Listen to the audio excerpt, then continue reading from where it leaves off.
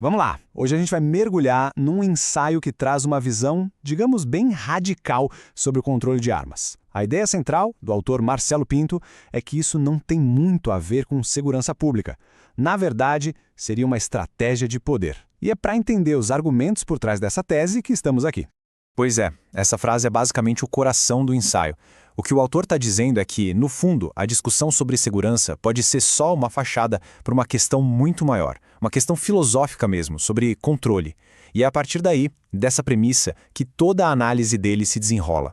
Ok, para a gente conseguir acompanhar esse raciocínio, o nosso roteiro vai ser o seguinte. Primeiro a gente firma bem a tese central. Depois, vamos ver o que o autor chama de um roteiro de 4 passos, que ele diz que regimes autoritários usam. Para isso, ele usa a Alemanha nazista como exemplo. Na sequência, a gente entra na parte psicológica da coisa, um conceito chamado engenharia da complacência. E por fim, a gente chega no embate filosófico, o poder do Estado contra o direito de autodefesa. Então vamos começar pelo alicerce de tudo isso. A ideia de que o controle de armas não é o objetivo final, mas sim uma ferramenta. Uma ferramenta para quê? Para dominar a população. A lógica do autor, do Pinto, é a seguinte. Governos com tendências autoritárias não improvisam. Segundo ele, existe um padrão que se repete na história, um tipo de manual para subjugar as pessoas.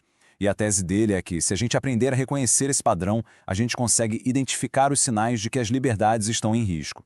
Certo, mas que roteiro é esse, afinal? Bom, o autor descreve uma sequência de 4 passos bem definidos que, na visão dele, se repete vez após vez na história para chegar nesse objetivo de dominação.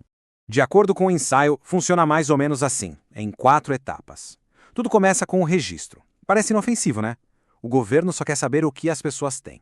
Depois vem a restrição. Aí o governo começa a dizer quem pode e quem não pode ter aquilo. O passo 3 é a criminalização. De repente, ter o que antes era legal vira crime. E o último passo é a perseguição. É quando o governo pega aquela lista do primeiro passo, do registro, para ir atrás de quem um dia esteve dentro da lei. E para mostrar como esse roteiro funcionaria na prática, o ensaio vai fundo no exemplo histórico, um exemplo bem pesado, que é o da Alemanha nazista. Olha só a cronologia que o autor apresenta. Em 1928, a República de Weimar cria uma lei de registro obrigatório de armas. Anos depois, em 1933, os nazistas chegam ao poder e, adivinha, eles têm acesso a todas essas listas. E em 1938, eles usam exatamente essas listas para confiscar as armas e prender os donos. A análise se concentra nessa ligação direta. O registro de hoje é o confisco de amanhã. É uma afirmação bem forte, né? O ensaio, se baseando no trabalho do historiador Stephen Halbrook, argumenta que a perseguição aos judeus não começou lá na frente, nas câmaras de gás, mas sim nos cartórios de registro de armas. A interpretação é que o desarmamento foi um passo necessário para que a perseguição em massa pudesse acontecer. Ou seja, segundo essa visão, tudo começou não com a força, mas com a burocracia. E para dar um rosto a esse argumento histórico, o ensaio do Pinto conta uma história pessoal. A história de Alfred Flattel. Pense num cidadão exemplar, cumpridor da lei e ainda por cima um campeão olímpico de tiro. Esse era ele. E é aqui que o autor aponta para o que ele chama de uma ironia trágica. O argumento do ensaio é que foi justamente a obediência de Flattenstola à lei de registro, lá de 1928, que deu ao regime nazista 10 anos depois a informação exata de onde encontrá-lo para prendê-lo. A história dele é usada como o exemplo máximo de como seguir a lei pode, em um governo tirânico, virar uma armadilha fatal. Mas não é só sobre leis e registros. O ensaio argumenta que, para esse plano funcionar, é preciso mexer com a cabeça das pessoas. É uma guerra psicológica. E aqui, o ensaio traz um conceito-chave, emprestado de Olavo de Carvalho, a engenharia da complacência. A ideia é que o tirano moderno não precisa mais usar a força bruta o tempo todo. Em vez disso, ele usa a aparência da ciência e da razão. Relatórios, gráficos, campanhas de conscientização, tudo isso para convencer as pessoas a abrirem mão de seus direitos por vontade própria, achando que estão fazendo o bem. E qual é o objetivo final dessa engenharia toda?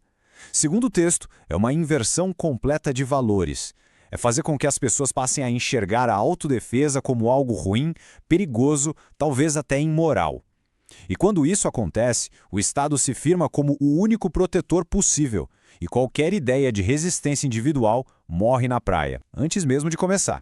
E para mostrar que o caso da Alemanha não foi um ponto fora da curva, o ensaio cita o exemplo da França.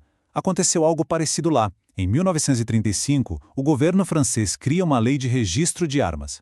Poucos anos depois, a França é ocupada pelos nazistas, que, claro, usaram essas mesmas listas para caçar e executar membros da resistência.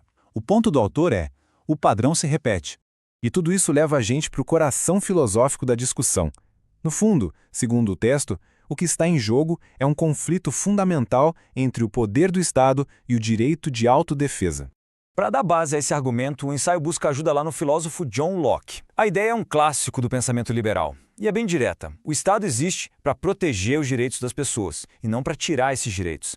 Então, nessa linha de raciocínio, quando o Estado diz "só eu posso defender você" e tira os meios de defesa do cidadão, ele estaria cruzando uma linha muito perigosa, se tornando ele mesmo uma ameaça. Então, para fechar essa parte filosófica, o ponto do autor é o seguinte: o debate sobre desarmamento não é sobre estatísticas de crime ou sobre o calibre de uma arma. É sobre algo muito mais profundo. É sobre a relação entre o indivíduo e o Estado. É sobre dignidade humana e filosofia política.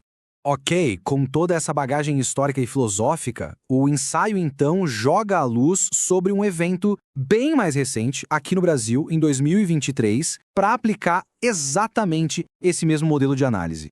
Lembra daquele roteiro de 4 passos? Pois é, o autor enxerga o recadastramento obrigatório de armas de 2023 no Brasil como o primeiro passo. Na visão dele, a medida não era para coletar dados, porque o Estado já tinha esses dados.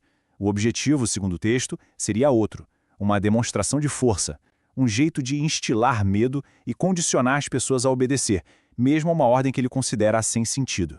E o ensaio fecha com essa pergunta, que é pura provocação. A pergunta que a fonte deixa no ar é: o que começa com um formulário de registro e termina com um número tatuado num braço? A ideia é clara: traçar um paralelo direto entre o que parece ser só burocracia e as piores atrocidades da história, deixando essa reflexão sobre os limites do poder do Estado,